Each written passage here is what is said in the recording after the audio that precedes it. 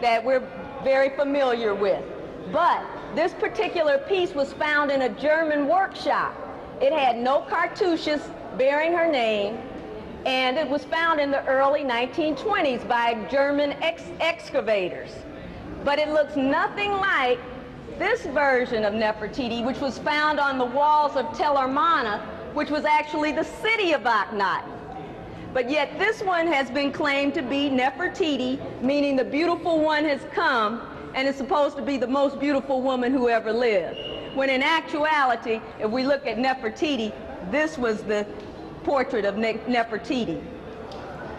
Also, the daughters, notice the head on the daughters, and it's the elongated head. Well, many Europeans said that that elongated head was a deformity. But when we look at the sister from Zaire, we see she has the same shape in her head. It goes back to the daughters of Akhenaten. Some serious hair, huh? Looks just like the hair on our heads today. So if anybody tries to tell you that Egypt is a white civilization, you can point out this hair. So those of you who have your cameras, you want to make sure you take a good picture of it. But this is what Gaston Maspero, an Egyptologist, said about the hair in the Nile in Egypt. He says, the hair was inclined to be wavy and even to curl into little ringlets, but without ever turning into the wool of the Negro. But take a look at that hair. It looks like the wool, looks like wool, doesn't it? This is a picture of the hair that's on a figure that was found. So you can see what the person looks like and what the hair looks like.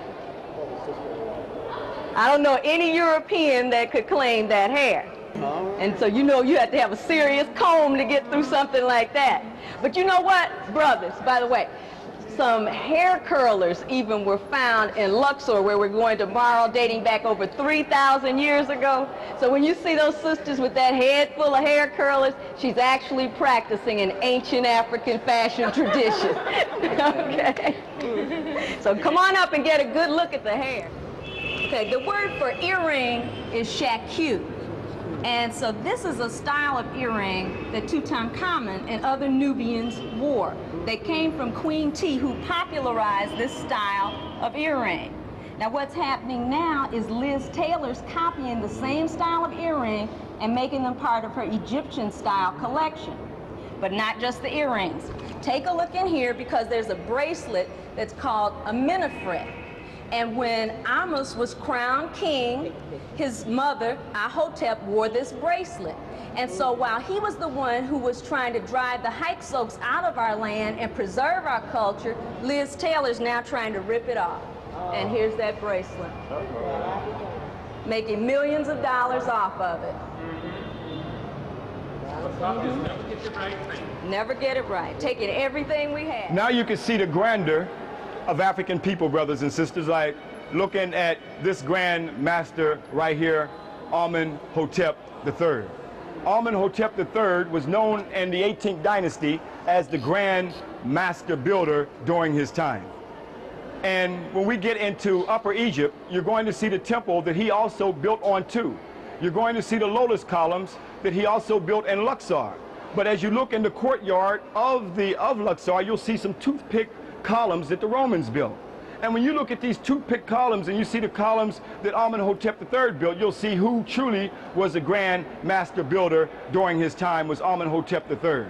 And I think it's only right that the queens, that my wife should speak on the queens.